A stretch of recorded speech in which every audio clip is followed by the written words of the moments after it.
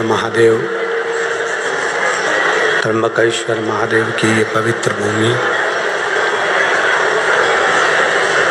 जो संपूर्ण विश्व का कल्याण करने वाली है, संपूर्ण जगत का उद्धार करने वाली है, ऐसी पवित्र धरा पर माँ गोदावरी के तट पर आप और हम पवित्र शिव महापुराण की कथा श्रवण करने का सौभाग्य प्राप्त हुआ है।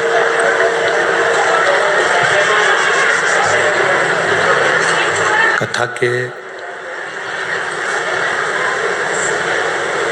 यजमानों में जिन्होंने अपनी प्राथमिकता रखी, श्री अजय जी बोरस्ते, श्री बंटी जी तिदमे, श्री राजू अन्ना लवटे, श्री रंजन ठाकरे, श्री लक्ष्मण साहू जी, श्री प्रशांत जाधव जी, श्री अंकुश पवार जी, श्री दिनेश, श्री नरेश गीते, श्री उदय सांगले, ये सभी यजमान परिवार का पद ग्रहण करे हैं, जिन्होंने दादा बाबू भूसे जी के साथ में मिलकर इस पवित्र शिव महापुराण की कथा का आयोजित किया। एक बार सभी यजमान परिवार के लिए जोरदार ताली बजाकर स्वागत, वंदन, अभिनंदन। भगवान देवाधिदेव महादेव की कृपा करुणा, उनकी उदारता, उनकी दया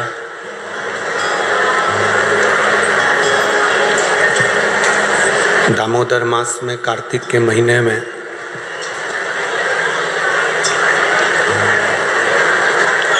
माँ गोदावरी के तट पर जो शिव महापुराण की कथा सुनने का मौका मिला है, संपूर्ण देशवासियों का ये गौरव है, सौभाग्य है। जो देव दीपावली शिव महापुराण की कथा का लाभ आप और हम ले रहे हैं।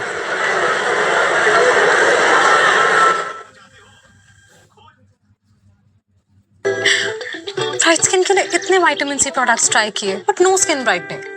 हिमालय विटामिन सी ट्राई किया? इसमें है विटामिन सी और नेचुरल प्लांट एक्सट्रैक्ट्स जो स्किन के ऊपर से नहीं अंदर से काम करे। इसके नेचुरल लीफ बनाए स्किन को instantly bright. Try Himalaya brightening vitamin C face wash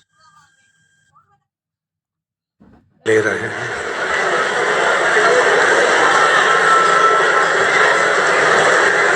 कठिन में भी कठिन है मनुष्य का शरीर, और उस मानव के शरीर में भी कठिन है भगवत भजन।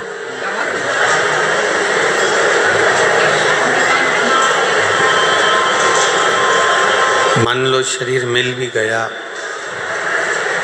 शरीर प्राप्त भी हो गया, और उसके बाद भी हम भगवान का भजन ना कर पाए, भगवान का स्मरण ना कर पाए, तो ये हमारा जीवन फिर व्यर्थ है।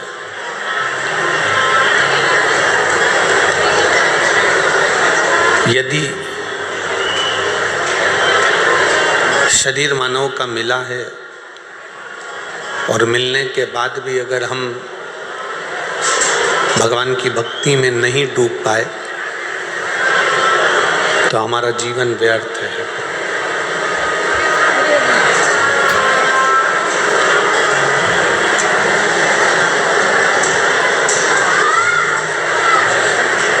जिसकी नाक कट गई हो और वो सुनार की दुकान पर जाकर नाक है ही नहीं, पूरी की पूरी नाक ही कट गई,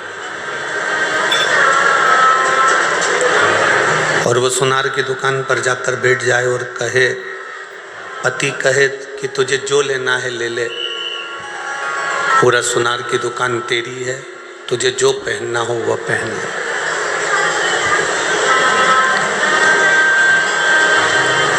चाहे हार पहन लो, कान में कुंडल पहन लो, सिर पर बिंदा पहन लो, जब शरीर पर नाक ही नहीं है तो श्रृंगार अच्छा लगेगा क्या? जम के बोलो जरा, लगेगा नहीं।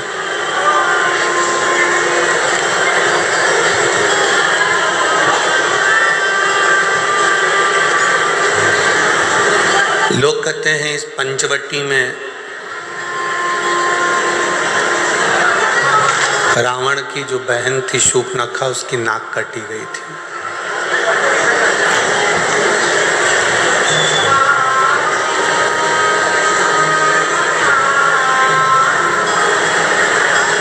सुनार की दुकान पर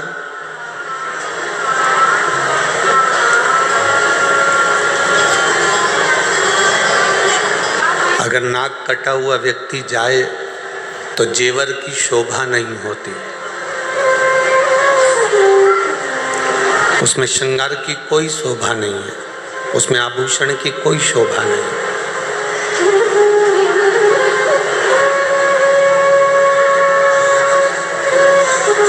सुनार की दुकान पर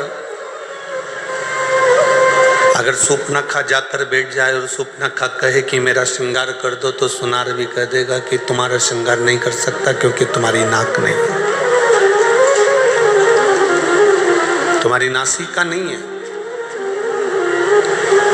तुम्हारी नाक नहीं है।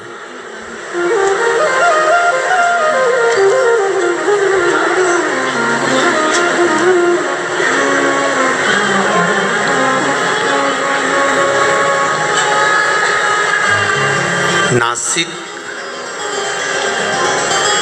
पंचवटी में भगवान राम ने शूर्पणखा को नहीं रहने दिया था। वो रहती थी, आई पंचवटी में, घूमी, देखा, घूमा, सुंदरता भी देखी और यहीं आसपास में रहा करती थी, पर भगवान ने उसकी नाक काटकर भगा दिया।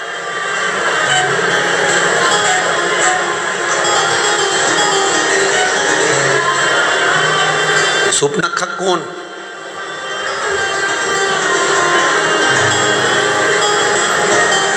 जिसके अंदर भगवान के प्रति प्रेम नहीं हो, जो भगवान को पहचान नहीं सकती हो, जो भगवान का भजन नहीं कर सकती हो, जो स्मरण नहीं कर सकती हो, जो कभी मंत्र का जाप ना करे, जो कभी स्मरण ना करे, जो कभी भगवान की अविरल भक्ति में ना डूबी हो, वो शूर्पणखा को भगवान ने नाक काटा और भगा दिया।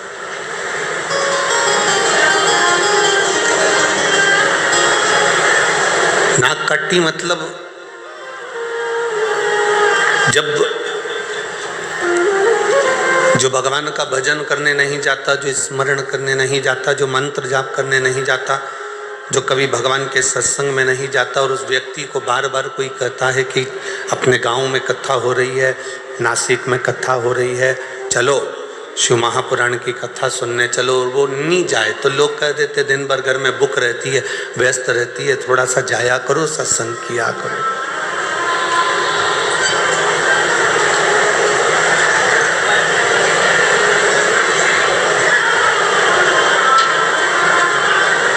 नाक कटे हुए व्यक्ति की सुनार की दुकान पर कोई काम नहीं है।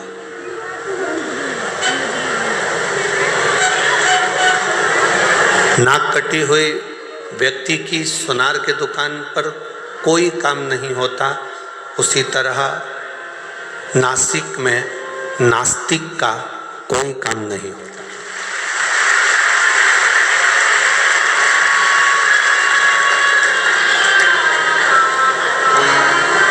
अगर गोदावरी के तट पर आप रह रहे हैं, नासिक की पवित्र भूमि पर आप रह रहे हैं, इस कपालेश्वर महादेव त्र्यंबकेश्वर बाबा की इस पवित्र भूमि पर, इस रज पर आप निवास कर रहे हैं, तो आपका भाव परमात्मा के प्रति होना चाहिए और वो भी शुद्ध होना चाहिए। उसमें दिखावे का कोई काम ना हो आपका, कोई भ्रमित होने का कार्य ना हो आपका। सोमनाथ जी में रहने वाले गुजरात के भाई इतने खुश होते हैं कि हम सोमनाथ जी की धरा पर रह रहे हैं। उज्जैनी में रहने वाले महाकालेश्वर के पास रहने वाले इतने प्रसन्न होते हैं कि हम उज्जैनी में रह रहे हैं। विश्वनाथ में रहने वाले, काशी में रहने वाले इतने प्रसन्न होते हैं कि हम विश्वनाथ की नगरी में रह रहे हैं। कृष्णेश्वर भीमाशंकर में रहने वाले इतने प्रसन्न होते हैं कि हम कृष्णेश्वर भीमाशंकर की नगरी में रह रहे हैं। नागेश्वर में रहने वाले नागेश्वर को देखकर प्रसन्न होते हैं। केदारेश्वर में रहने वाले केदारेश्वर को देखकर प्रसन्न होते हैं। रामेश्वर में रहने वाले रामेश्वर को देखकर प्रसन्न होते हैं। मल्लिकार्जुन में रहने वाले मल्लिकार्जुन को देखकर प्रसन्न होते हैं। पर 12 ज्योतिर्लिंग में जो प्रसन्नता है उससे 1000 ज़्यादा गुना प्रसन्नता त्र्यंबक की भूमि में होना चाहिए, क्योंकि मैं ब्रह्मा विष्णु और महेश तीनों हूँ। सारे 12 ज्योतिर्लिंग में केवल महेश भगवान शंकर विराजे हैं, पर केवल एक इस माँ गोदावरी का तट ऐसा है, ये भूमि ऐसी है नासिक की, जहाँ पर ब्रह्मा विष्णु और महेश तीनों एक साथ विराजे हैं। ये वो पवित्र,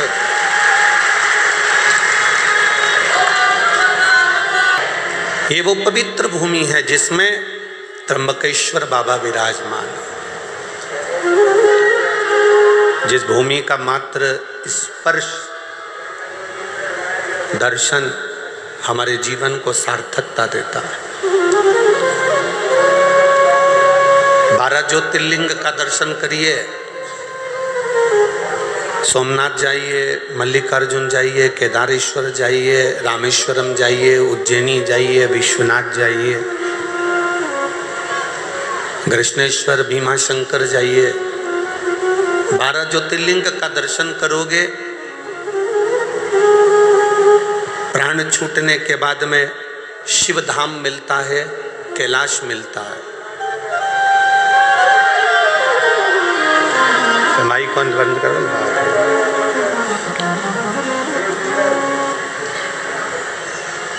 12 ज्योतिर्लिंग का दर्शन करते हो तो शिव धाम मिलता है, कैलाश मिलता है।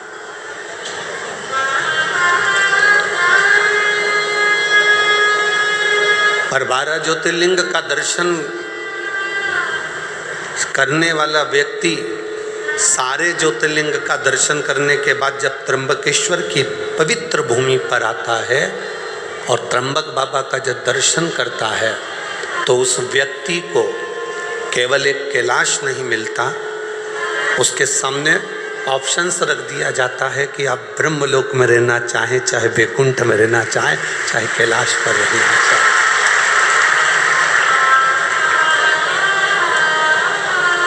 ये आपकी मर्जी है, ये आपके ऊपर निर्भर करता है कि आपको कहाँ रहना। कहते हैं सारे ज्योतिर्लिंग के दर्शन कर कर अगर किसी के प्राण छूट जाते हैं तो उनका सत्कार सम्मान कैलाश पर होता है। पर मान लो जो व्यक्ति 12 ज्योतिर्लिंग का दर्शन नहीं कर पाया और एक त्र्यंबकेश्वर की पवित्र भूमि पर आ गया और त्र्यंबक बाबा का दर्शन भूल से भी अगर उससे हो गया, तो जब उसके प्राण छूटते हैं तो ब्रह्मा और विष्णु उसके लिए फूल की, पुष्प की रंगोली डालते हैं कैलाश धाम तक जाने के।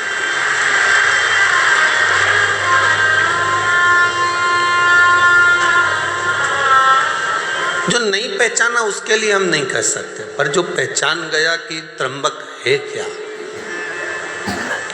त्र्यंबकेश्वर महादेव का मतलब क्या है, शिवलिंग का सार तत्व क्या है,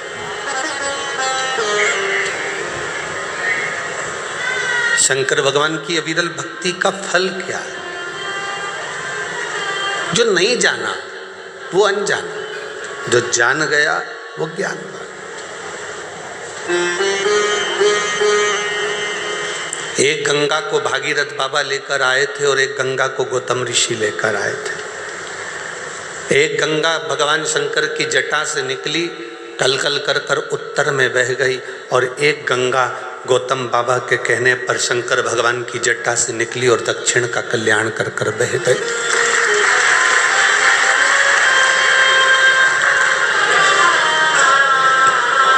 उस गंगा में और इस गंगा में कोई अंतर नहीं है, कोई भेद नहीं। वो गंगा भी भगवान शिव के मस्तक से निकली है और ये गंगा भी भगवान शंकर के मस्तक से निकली।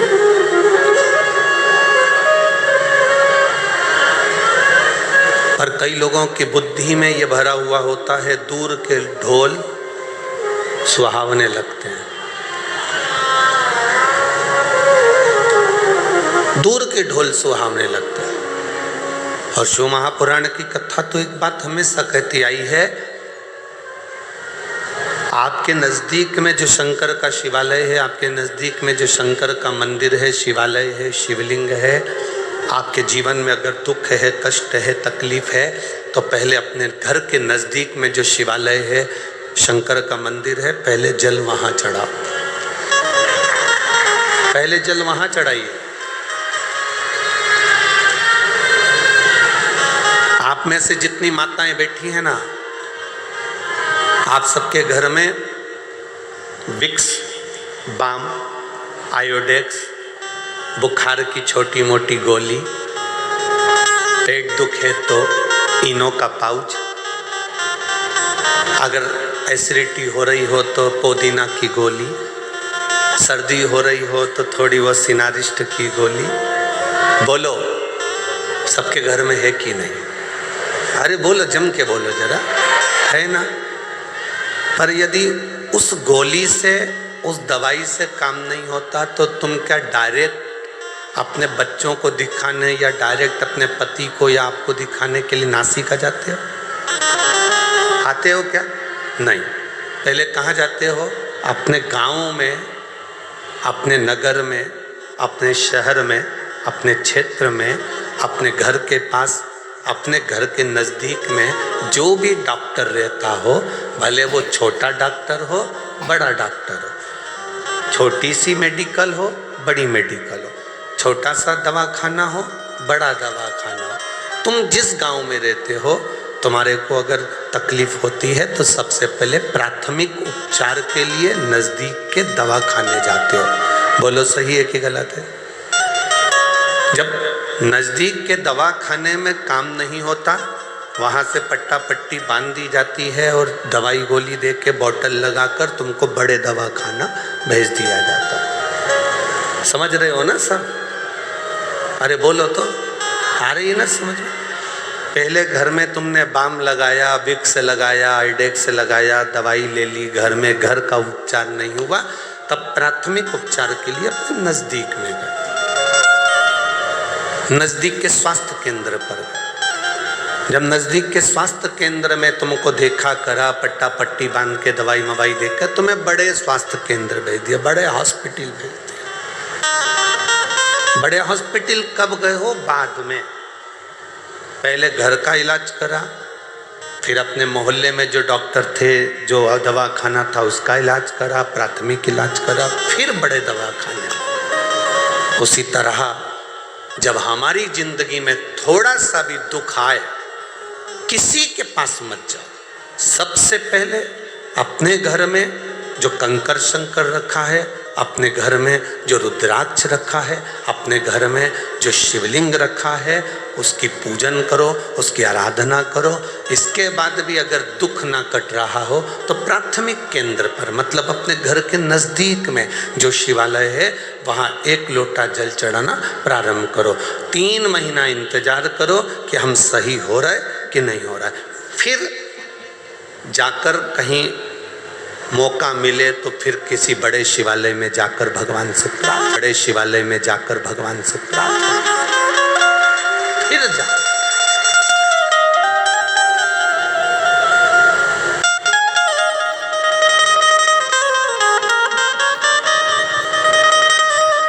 भ्रम में नहीं पड़ना। कोई तुमसे कह दे वहाँ चले जाओ, वहाँ से भभूति मिल रही है, वो भभूति तुम्हें ठीक कर देगी। कोई तुमसे कह दे वहाँ चले जाओ, वहाँ से नारियल मिल रहा है, नारियल तुम्हें ठीक कर देगा। कोई तुमसे कहे कि वहाँ चले जाओ, वहाँ से एक बेल मिलेगी, गले में बांध लेना, तुम ठीक हो जाओगे। कोई तुमसे कहे तुम वहाँ चले जाओ, वहाँ जाकर तुम ठीक हो जाओगे। ना ना,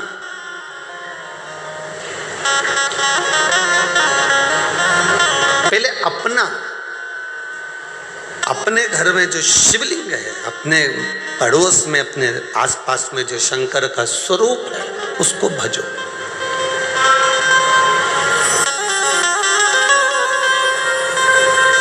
हम शिव महापुराण की कथा में एक बात कहते आए हैं, आज फिर कर रहे हैं। आपको भीड़ बढ़ाने जाने की जरूरत नहीं है। कथा करवाने वाले टेंट लगा लगा के कल भी बहुत टेंट लगाया, आज भी बढ़ाएंगे। टेंट लगा के परेशान हो जाते हैं आप लोग, इतनी संख्या में आ जाते हो कि टेंट वाला पहले ही हाथ ऊंचा कर देता है, हमारे पास बिल्कुल नहीं है, हमारे पास है ही नहीं। हमारा तो निवेदन है, पहले आप घर में टीवी पर जब कथा है आसन लगाकर सुनो, दिल से बाबा से प्रार्थना करो। जिस दिन बाबा आपकी झोली में खुशियां भर दे, उस दिन शिव महापुराण की कथा में जाकर बैठ जाओ, कथा का रस्ता। एक पत्र आया है,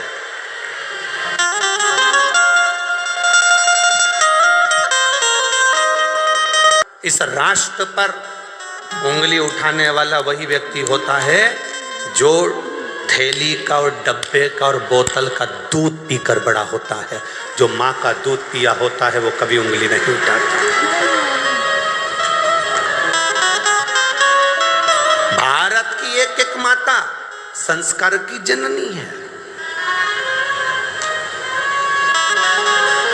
जो अनसुईया मैया ब्रह्मा विष्णु महेश को बच्चा बना देती है, जो माँ जानकी लंका की उस रावण की उस अशोक वाटिका में बैठकर भी एक घास के तिनके को हाथ में तोड़कर अपनी रक्षा कर लेती है।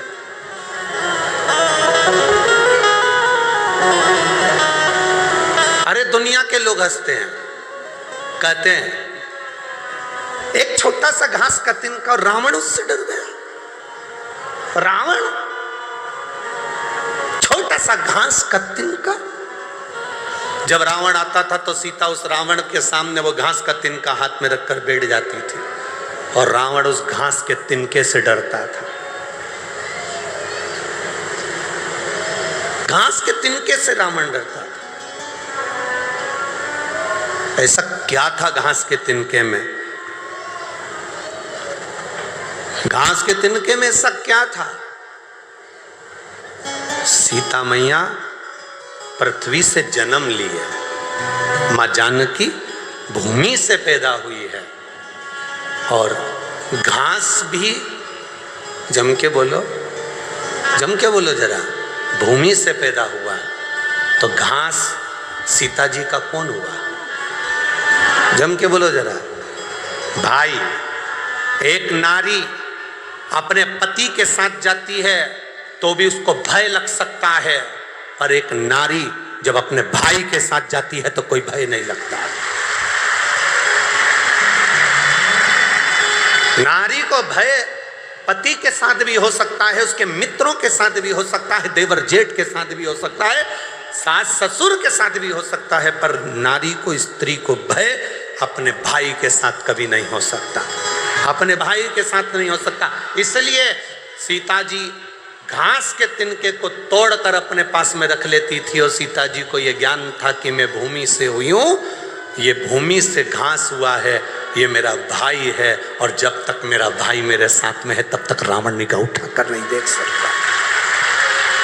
ये मेरा भाई मेरे साथ में है, रावण की इतनी सामर्थ्यता नहीं कि मुझे निगाह उठाकर देख ले, क्योंकि मेरा भाई है।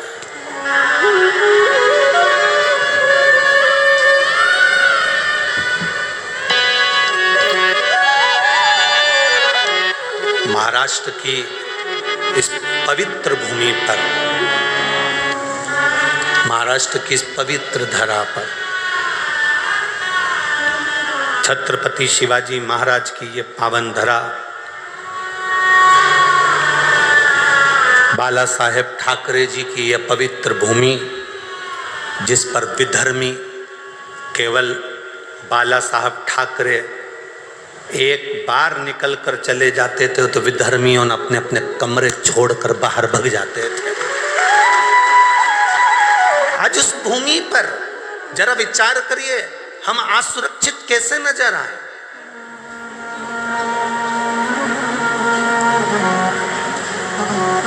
राम जी अयोध्या से चले, अवध से चलते चलते चलते चलते राम जी ने कभी पूरी पूरी जगह तक जाकर देख लो, कहीं पर किसी की ना तो नाक काटी, ना हाथ काटा, ना मुंडा काटा। यहाँ आकर मेरे राम जी ने सोप ना खा की नाक काट कर कहा कि तेरा मन भगवत भजन में नहीं लग रहा और तू कहीं ना कहीं विधर्म की ओर आगे बढ़ रही है, और तेरा अंत होगा तब पूरा अधर्मियों का अंत हो जाएगा। तो ये वीर शिवाजी, छत्रपति शिवाजी इस नासिक शहर को, इस गोदावरी के तट को सबसे प्रथम मानते थे कि राम जी ने इस भूमि से रावण को ललकारा था, और वीर शिवाजी छत्रपति ने भी इस भूमि से उन विधर्मियों को ललकारा। पवित्र धरा, ये पवित्र भूमि है, जिस भूमि का आनंद हमारे जीवन का एक सुख देता है।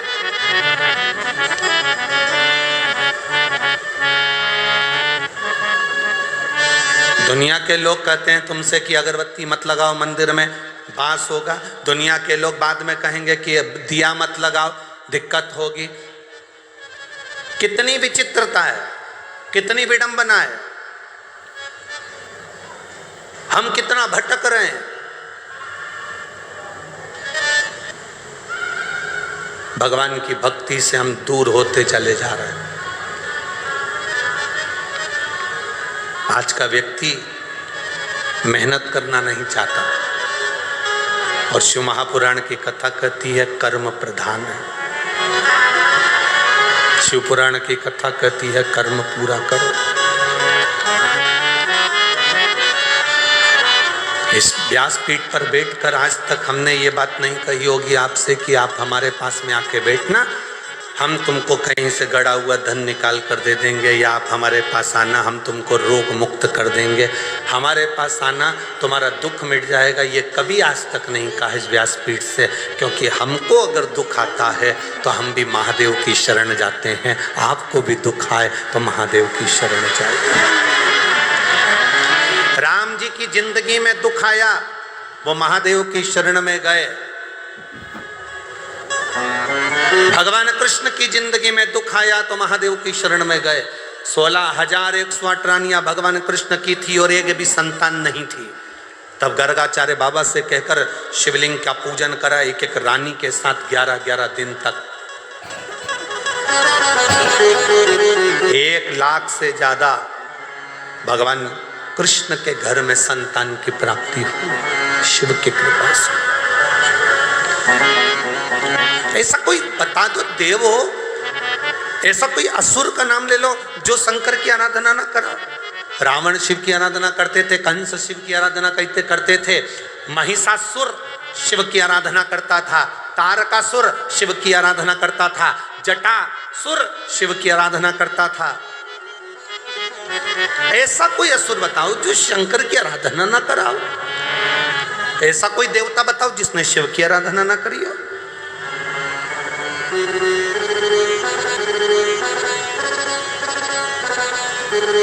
तुम सोमवार का व्रत करो ना करो, तुम मंगलवार का व्रत करो ना, तुम जिस व्रत को कर रहे हो, अगर लक्ष्मी जी की पूजन कर रहे हो, शुक्रवार का व्रत कर रहे हो, तुम कृष्ण भगवान की पूजन कर रहे हो, तुम राम भगवान की पूजन कर रहे हो, तुम देवी जी की पूजन कर रहे हो, तुम दत्त की पूजन कर रहे हो, तुम हरिविठ्ठल की पूजन कर रहे हो, तुम पांडुरंगा की पूजन कर रहे हो, तुम गोदावरी की पूजन कर रहे हो, तुम गंगा की पूजन कर रहे हो, तुम गौमाता की पूजन कर रहे हो, तुम वृक्ष लता पत्र की पूजन कर रहे हो, तुम संसार में किसी की भी पूजन करो, पूजन का फल जब दिया जाता है तो उस लिस्ट को, उस फाइल को पहले देवाधिदेव महादेव के पास भेजा जाता है और महादेव उस फाइल को स्वीकृति देते हैं, तब उस फल को दिया जाता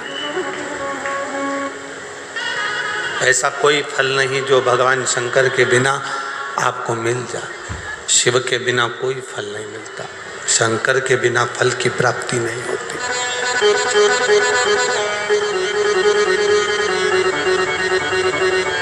एक लड़के ने अपनी माँ से कहा, माँ तू कह रही थी कि पंडाल में बैठकर कथा सुन लो तो उससे फल प्राप्ति होती है, तो माँ ने अपने बेटे से कहा मेहनत भी करना पड़ेगी। सियोर वाला महाराज कहता है अपना कर्म पूरा करना पड़ेगा। एक बेटा लिखा,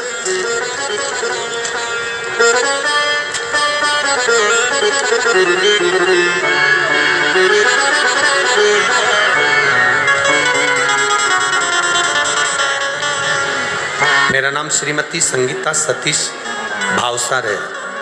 मैं जेल रोड नासिक की रहने वाली हूँ।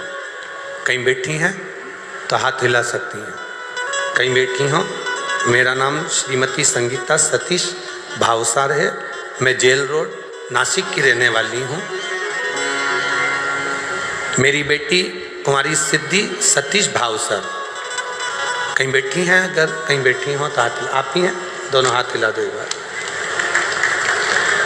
मेरी बेटी कुमारी सिद्धि सतीश भावसार बहुत दिनों से सीए की पढ़ाई कर रही है और एग्ज़ाम दे रही, पर उसका एग्ज़ाम क्लियर नहीं हो रहा। कभी 5 मार्क से, कभी 6 नंबर से वो रह जाती थी। मैंने अपनी बेटी से कहा शंकर जी के मंदिर जाया करो, 1 लोटा जल चढ़ाया करो। बेटी से मैंने कहा अब की बार तेरा एग्ज़ाम आ रहा है और नवंबर ये मालेगांव में तो तेरा एग्ज़ाम आ रहा है और मालेगांव की 7 दिन की कथा हो रही है। पंडाल में बैठकर तुम मेहनत कर और मेहनत कर कर एक बार शिव पुराण की कथा सुन, भगवान देता जरूर है। पशुपतिनाथ का व्रत किया। गुरुदेव, जो बेटी इतने सालों से सीए क्लियर नहीं कर पाई, चार्टर्ड अकाउंटेंट नहीं बन पाई, मालेगांव की कथा सुनी और केवल 10 दिन निकले थे और बाबा की कृपा से उसका जो रिजल्ट आया उसमें वो उत्तीर्ण हो गई। मैं बाबा को यहाँ नमन कर रहा हूँ। बधाई आपको। एक बार हाथ हिला दीजिए। हर हर महादेव। साधुवाद, बधाई बहुत। बैठिए। शिव तत्व इसी को कहते हैं।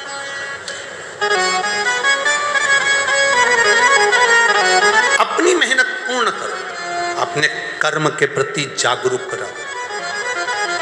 कोई तुमसे कह दे मेरे पास आ जाओ मैं गड़ा हुआ धन दे दूंगा, कोई तुमसे कहे मेरे पास आ जाओ मैं तुम्हें ये दे दूंगा, कोई कहे ऐसा कर दूंगा कि तुम्हारी जिंदगी में दुख नहीं आएगा, तो विश्वास मत करना कि जिंदगी में दुख नहीं आएगा।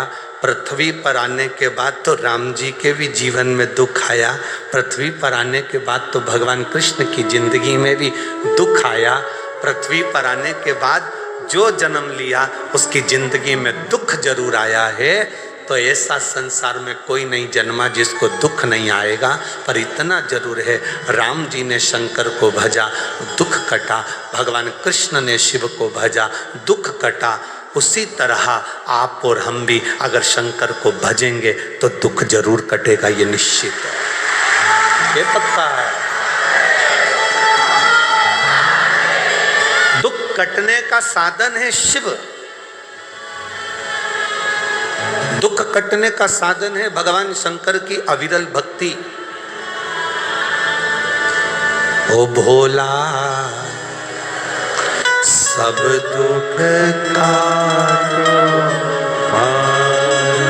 जब आप और हम 5 बार श्री शिवाय नमस्तुभ्यम कहकर जब स्तुति गाते हैं तो उसमें कहते, हम ये नहीं कहते कि आपका दुख कौन सा है, आप तो जो दुख है हम हमारे बाबा से प्रार्थना करते हैं भोला सब दुख काटो हारा।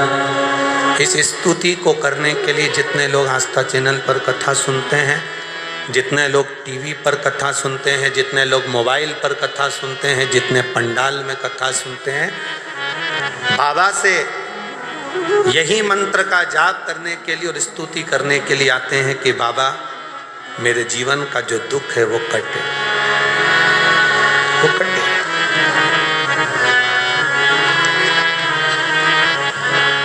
और तू है तो कटे। कोई असुर, कोई गंधर्व, कोई देवता,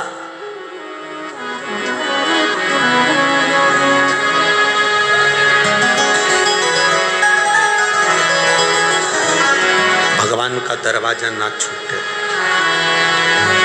मां, महात्मा और परमात्मा, कौन कौन? बोलो, जम के बोलो। मां, महात्मा, तीसरे नंबर पर परमात्मा। एक बार फिर से बोलो, तीन कौन? मां, महात्मा और परमात्मा। इन तीन को पकड़ कर रखोगे तो जिंदगी में कभी पीछे मुड़कर देखना नहीं पड़ेगा, आगे बढ़ते चले जाओ। जो अपनी माँ का आदर करना छोड़ देता है, अपनी माँ का सम्मान करना छोड़ देता है, अपनी माँ का हाथ पकड़ना छोड़ देता है, अपनी माँ का चरण पकड़ना छोड़ देता है, वो बहुत लंबा नहीं चल पाता। माँ, महात्मा और परमात्मा। दूसरे नंबर पर है महात्मा, संत, साधु, गुरुजन। संत, साधु, गुरुजन किसको कहा? कोई कपड़े पहन लिया, जटा बढ़ा ली, खूब तिलक छापा कर लिया, खूब सारी माला पहन ली, तो उससे कोई संत या साधु नहीं बन जाता। संत साधु का सबसे बड़ा गुण है जो उसके पास जाता है उसके जैसा नर्म बन जाता है और भगवान की भक्ति में डूब जाता है।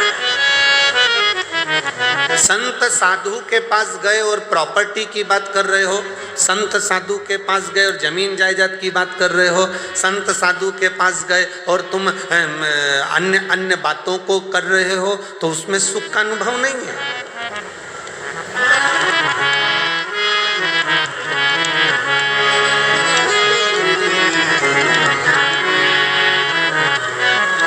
दुनिया में जितने मरते हैं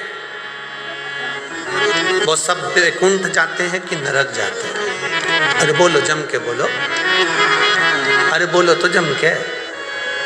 कोई तुम्हारा पैसा खाकर मर गया, कोई तुम्हारा 5-10 लाख रुपए प्लाट का लेके मर गया, कोई तुम्हारी जमीन का टुकड़ा लेकर मर गया, कोई तुम्हें दुख देकर मर गया, तो वो वैकुंठ जाएगा कि नरक जाएगा? हैं? नरक जाएगा, ये तुम कह रहे हो। पर उसके मरने के बाद उसके परिवार वाले जब वो पत्रिका छपवाते हैं, कार्ड, उस कार्ड में उसका जो नाम लिखा रहता है उसमें तो लिखा रहता है स्वर्गवासी। उस कार्ड में कहीं लिखा है नरकवासी।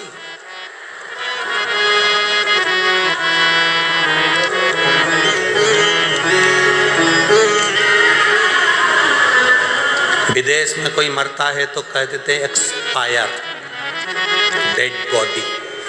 पर हमारे यहाँ तो कितना भी पापी से पापी भी मर जाए तो भी उसके नाम के आगे लिखा रहता है स्वर्गवासी। क्यों? क्योंकि वो भारत की भूमि पर जन्मा है और भारत की भूमि पर जो जन्म लेता है वो नरक कभी नहीं जाता। अच्छा चलो जाने दो, तुम्हें सियोर वाले महाराज की बात पे भरोसा नहीं हो तो एक एक पुराण उठाकर बता दो। हिरण्यकशिपु मरा, प्रहलाद का पिता मरे तो नरक गए कि स्वर्ग गए? बोलो बोलो जम के। रावण मरा तो वैकुंठ गया कि नरक गया? चलो वो भी जाने दो। जिस हिरण को बाण मारा था वो वैकुंठ गया कि नरक गया? भगवान कृष्ण ने कंस को मारा था, वो बैकुंठ गया कि नरक गया? एक एक पुराण को उठाकर देखना। हिरण्यकशिपु मरा, परम धाम गया, लिखा शास्त्रों में। रावण मरा, परम धाम गया। कंस मरा, परम धाम गया। तारकासुर मरा, परम धाम गया। क्योंकि भगवान का जो हाथ का स्पर्श कर कर जाता है, भगवान का नाम लेकर जाता है, उसका दर्शन कर कर जाता है, भारत की भूमि की रज का स्पर्श कर कर जाता है, वो कभी नरक नहीं जाता, वो बैकुंठ ही जाता है। कितनों के घर जाकर देख लेना, जिन जिन के घर में कोई बुजुर्ग मर गए हो, उनका फोटो लगा होगा, उस फोटो के नीचे लिखा होगा स्वर्गीय। अब उसके नाम के आगे कभी नहीं लिखा नरकीय, उसमें लिखा स्वर्गीय।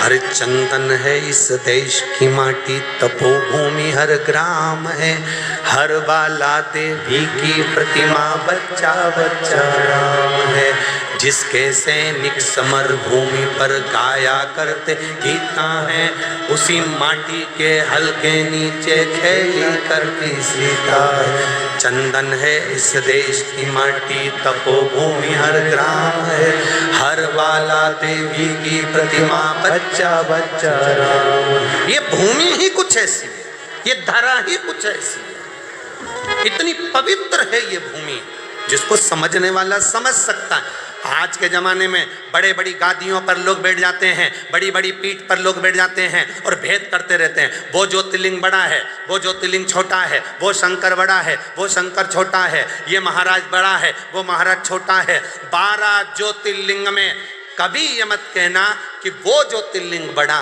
कि वो ज्योतिर्लिंग बड़ा। दिए की ज्योति बराबर का प्रकाश देती है, 12 ज्योतिर्लिंग एक बराबर का फल देते हैं।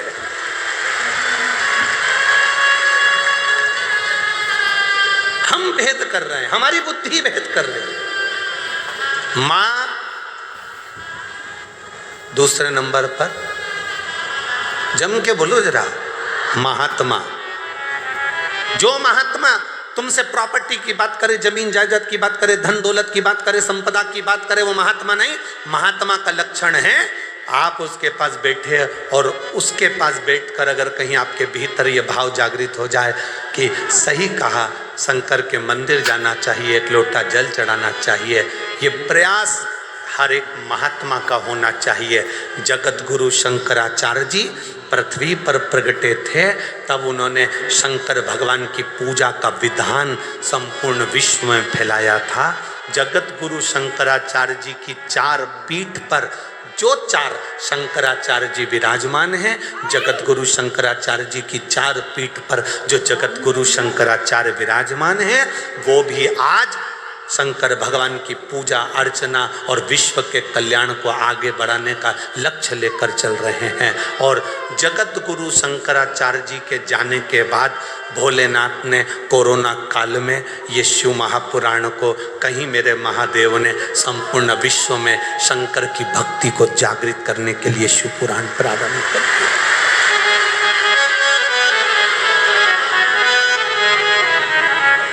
हमको इतनी प्रसन्नता हुई, किसी ने एक पत्र ला कर दिया।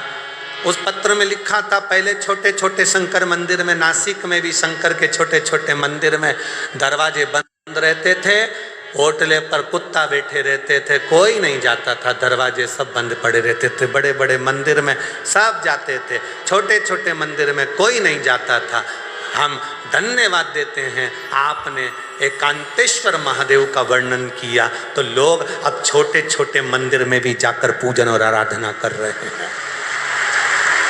छोटे छोटे मंदिर में भी पूजा आराधना कर रहे हैं। एक एक मंदिर में छोटे से छोटा शिवालय हो, चाहे बड़े से बड़ा शिवालय हो, उन शिवालयों का आनंद अपने आप बड़ा है, अपने आप है।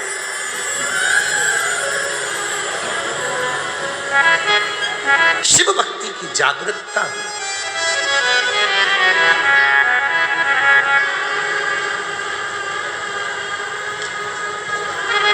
और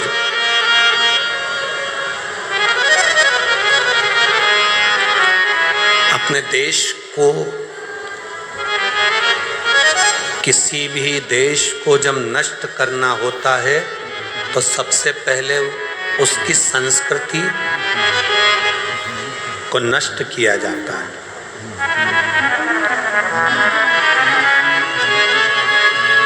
विधर्मी जब किसी राष्ट्र को बर्बाद करते हैं, नष्ट करते हैं, उस पर आक्रमण करते हैं तो सबसे पहले भीतर घात करते हैं, उसकी संस्कृति को, उसकी सभ्यता को, उसके संस्कारों को नष्ट करते हैं, उसके संस्कारों को नष्ट करते हैं, उसकी संस्कृति को नष्ट करते हैं। और आप सबको मैं धन्यवाद देता हूँ, शिव महापुराण के माध्यम से आप लोगों ने जो शंकर के मंदिर में जल चढ़ाना प्रारंभ करा, इस भारत की संस्कृति को फिर आगे बढ़ा दिया। अब बर्बाद नहीं हो सकता। राष्ट्र फिर मजबूत हो गया, सनातन धर्म फिर मजबूत हो गया, प्राणियों में और विश्व का फिर सनातन धर्म मजबूत हुआ है जब आप लोग भगवान के देवालय शिवालय तक जा रहे हैं।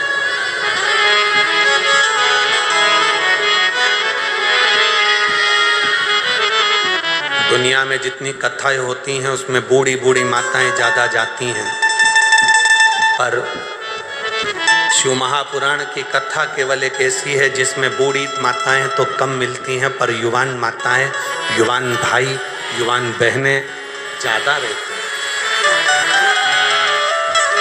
ज़्यादा बुजुर्ग माताएं तो बेचारी ग्राउंड के अंदर ही नहीं घुस पाती हैं, प्रवेश। गाड़ी बहुत दूर रोक दी जाती है तो अंदर कैसे जाए? बोलो सही है कि गलत है? तो बूढ़ी माताएं तो पहले ही मना कर देती, बाहर से नहीं चला जाए, घोड़ा दुखे, मैं नहीं चला, मैं से नहीं चला जाए। तो युवान युवान बहुएं, बेटियां, मेरी माताएं, मेरी जीजियां, मेरे जवान जवान जीजा होन, मेरे बेटे, मेरी बहनें इस कथा में आकर जब बैठती हैं, यहाँ से जो ग्रहण करती हैं वो लेकर जाती हैं और अपने बच्चों को वो संस्कार देती हैं। एक लोटा जल पकड़ा कर मंदिर भेजती है तो वो गौरव उत्पन्न होता है, वो सुख उत्पन्न होता है, वो आनंद की अनुभूति होती है।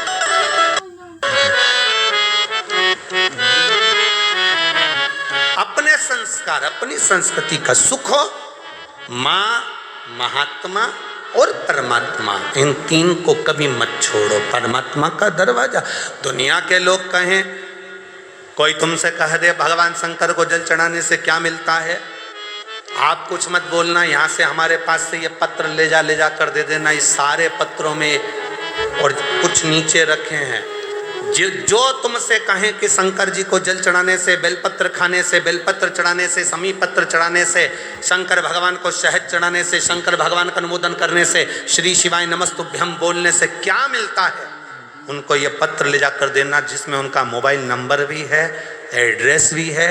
वो आपको बताएंगे कि शंकर की भक्ति से मिलता क्या है, शंकर से क्या प्राप्त किया जा सकता है। ब्रह्मा ब्रह्मलोक में रहते हैं, भगवान विष्णु वैकुंठ लोक में रहते हैं, पर मेरा महादेव इसी मृत्यु लोक में कैलाश पर, पृथ्वी पर रहता, इसी कैलाश पर, पृथ्वी पर रहता, मृत्यु लोक। आप पुकारोगे वो तुरंत आएगा। जिस दिन आप समझ गए उस दिन जिंदगी का सुख आपके भीतर होगा। जिस गोदावरी के तट पर आप कथा सुन रहे हैं, जिस माता गोदावरी के तट पर सप्तशृंगी माता के इस पावन सानिध्य में, त्र्यंबकेश्वर बाबा के इस पावन सानिध्य में, कपालेश्वर महादेव के इस पावन सानिध्य में, काले राम जी के इस पावन सानिध्य में शिव महापुराण की कथा सुन रहे हो, इस पवित्र भूमि पर बैठकर अगर आप कथा का रसतत्व ग्रहण कर रहे हो तो ये विश्वास मानकर चलना, ये भूमि ने अगर असुरों को दिया, राक्षसों को दिया, तो देवताओं को भी दिया है।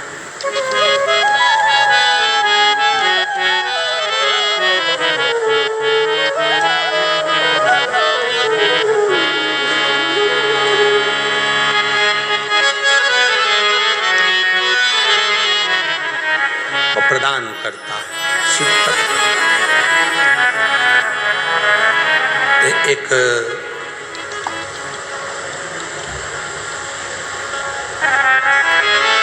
केवल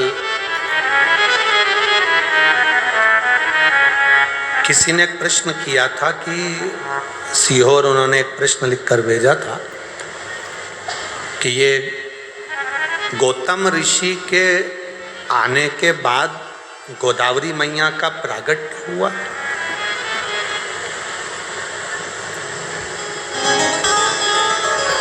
गौतम ऋषि के आने के बाद गोदावरी मैया का प्रागट्य हुआ है।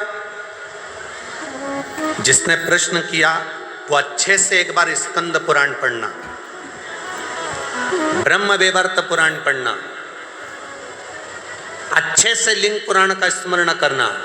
आपको ज्ञात होगा स्कंद पुराण के अंदर कि ये गोदावरी केवल गौतम बाबा के बाद की नहीं, ये गोदावरी तो गंगा है, और गंगा केवल गौतम ऋषि के सम्मुख में तो इस गंगा का नामकरण हुआ है, बाकी के गंगा तो महादेव के अविरल इस गोदावरी तो बहती रही है। गोदावरी तो बहती रही है। क्या गौतम बाबा ने इस गंगा को बुलाया? गंगा का नामकरण गौतम बाबा ने करा। ये तो अविरल गंगा है गोदावरी, एक युग में नहीं कई युगों से बहती आ रही है, कई युगों से। तो उस कई युगों से एक कथा आती है, आप लोगों ने सुना होगा। महिषासुर एक असुर था, सुनिए कथा, जम के बोलो जरा, सुनिए ना। महिषासुर की किसने मारा था उसको? महिषासुर का वध किसने किया था? माँ दुर्गा भवानी ने। उसका नाम क्या हो गया था फिर? महिषासुर मर्दनी, माँ जगतजननी दुर्गा। महिषासुर की एक बहन थी। देव दीपावली शिव महापुराण की कथा सुन रही, बड़े भाव से सुनना। महिषासुर की एक बहन थी जिसका नाम था महिषी।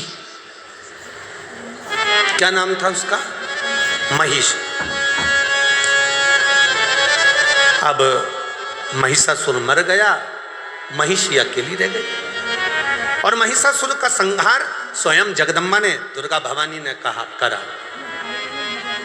और तेरे भक्त जनों पर माता भीड़ पड़ी है भारी, और दानव दल पर टूट पड़ो मां करके सिंह सवार।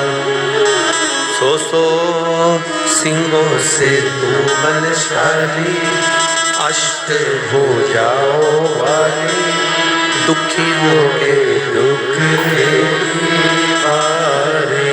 ओ मैया हम सब उतारे तेरी पारे। माता के कितने हाथ हैं? फिर से बोलो जम के। तेरे भक्त जनों पर माता वीर पड़ी है भारी, दानव दल पर टूट पड़ो मां करके सिंह सवारी।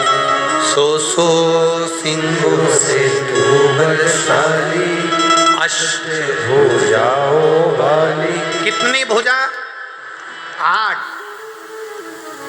देवी जी की 8 भुजा क्यों होती है?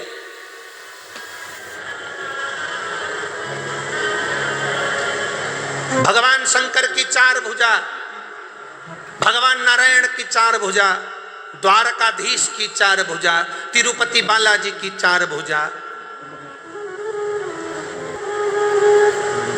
4 भुजानाथ की 4 भुजा, सत्यनारायण भगवान की 4 भुजा, दत्त भगवान की 4 भुजा, और देवी की 8 भुजा। शंकर भगवान, नारायण भगवान, विष्णु भगवान, इनके 4 हाथ, 4 बेटों को अपनी उंगली पकड़कर चलना सिखाते हैं। 4 बेटे कौन से? ब्राह्मण, क्षत्रिय, वैश्य और शूद्र। ये 4 बेटों को मेरे भगवान ने अपने 4 हाथ से पकड़ कर रखा है। पिता अपने बेटे को एक एक हाथ से पकड़ता है, पर माँ अपने बेटे को एक हाथ से नहीं पकड़ती है, माँ अपने बेटे को 2 हाथ से पकड़ती है। इसलिए 4 बेटों को लिए माँ ने 8 हाथ लिए हैं। 4 बेटों को संभालने के लिए माँ भवानी दुर्गा ने अपने 8 हाथ धारण करे। एक बेटे को 2 हाथ से संभालती है। ब्राह्मण को 2 हाथ से संभाला तो क्षत्रिय को 2 हाथ से संभाला, वैश्य को 2 हाथ से संभाला तो शूद्र को 2 हाथ से संभाला। वो तो भारत का विभाजन करने वाले, सनातन धर्म को तोड़ने वाले ये विधर्मी आज के जमाने में कहते हैं कि ब्राह्मण ऐसा, क्षत्रिय वैसा, वैश्य वैसा, शूद्र वैसा, सब केवल अपनी वोट की राजनीति करने के चक्कर में पूरे भारत के सनातनियों को बांटा जा रहा है। वोट की राजनीति करने के लिए भारत के सनातनियों को बांटा जा रहा है। पर कभी भगवान से जाकर कोई प्रश्न करे, मेरे चतुर्भुज भगवान तुम्हारे 4 हाथ, तिरुपति के बालाजी के 4 हाथ, कवि लक्ष्मी नारायण के 4 हाथ, भगवान विष्णु के 4 हाथ, दत्तात्रेय भगवान के 4 हाथ, मेरे भोलेनाथ के 4 हाथ, कभी उनसे पूछा जाए? क्योंकि पिता एक एक हाथ पकड़कर अपने बच्चों को चलाते हैं, एक एक हाथ पकड़कर पिता। और माँ का फर्ज है, माता अपने बेटे को दोनों हाथों से उठाती है। माँ अपने बेटों को दोनों हाथों से, माँ अपने बेटे को दोनों हाथ से संभालती है, क्योंकि वो माँ है, वो माता। माता अपने पुत्र को दोनों हाथों से संभाल ले।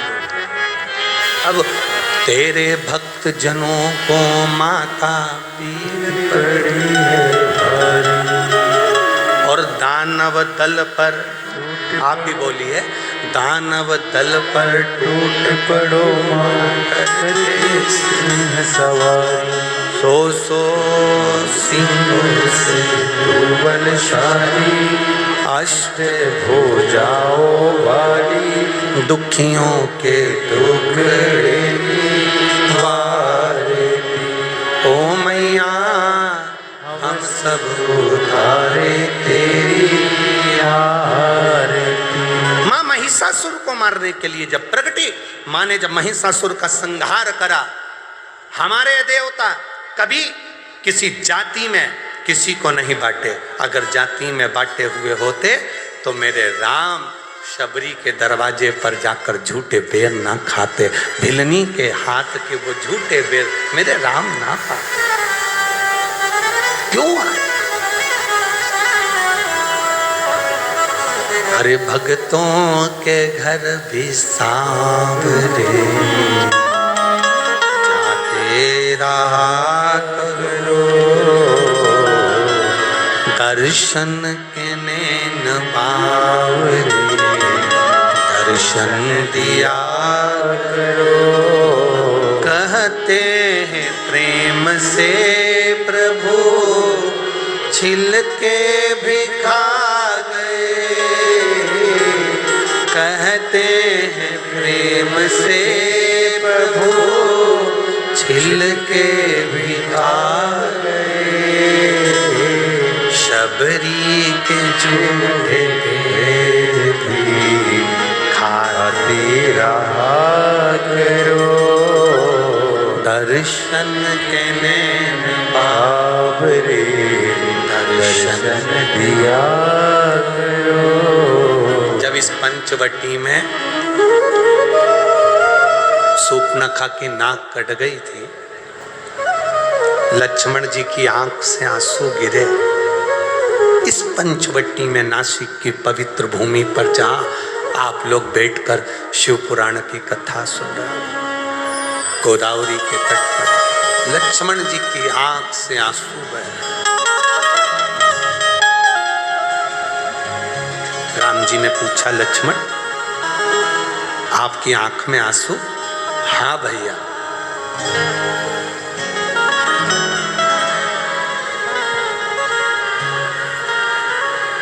क्यों? किस लिए? कहा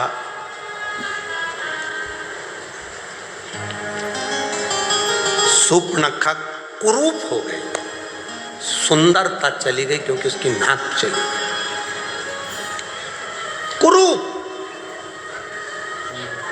राम जी कहते हैं, लक्ष्मण जो नास्तिक नास्तिक होता है, जो भगवान को कभी नहीं भजता, कभी दूसरे के दुख को देखकर दुखी नहीं होता, सुख को देखकर सुखी नहीं होता, जो कभी परमार्थ के लिए नहीं जीता, वो एक दिन मरने से पहले कुरूप हो ही जाता है। भगवत भक्ति उसके अंतर्गत नहीं है,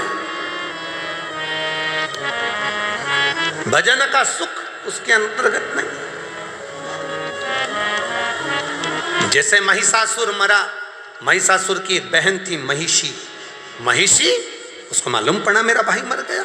अकेली महिषी ने विचार करा मैं जाऊं तो जाऊं कहां, सारे तीर्थों में महिषी घूम कर आ गई, मैं कहीं बैठकर तप साधना करूंगी, ब्रह्मा जी से वर पाऊंगी। भगवान नारायण की साधना करी, वर नहीं मिला, शिव की आराधना करी, वर नहीं मिला, ब्रह्मा की आराधना करी, वर नहीं मिला। ये गोमती, ये गोदावरी, ये कोई आज की नहीं, पूर्व की है। महिषी को मालूम पड़ा गंगा के तट पर बैठकर करा गया भजन फल देता, तो गंगा के घाट पर जाऊं। गंगा के घाट जाने लगी तो बीच में महिषी ने देखा कि इतना सुंदर उपवन वन, इतना सुंदर वन क्षेत्र, इतनी सुंदर जगह देखकर महिषी यहां उतरी, और उतरकर उसने ब्रह्मा जी का तप करना, साधना करना प्रारंभ करी। इस गोदावरी के जल का महत्व इतना है कि गंगा जी के घाट पर कोई तप करे तो 1000 वर्ष तक तप करता है, तब फल मिलता है। और गोदावरी के तट पर बैठकर यदि मात्र 24 घंटे भी भगवान का नाम लेकर पुकार ले तो फल प्राप्त हो जाता है।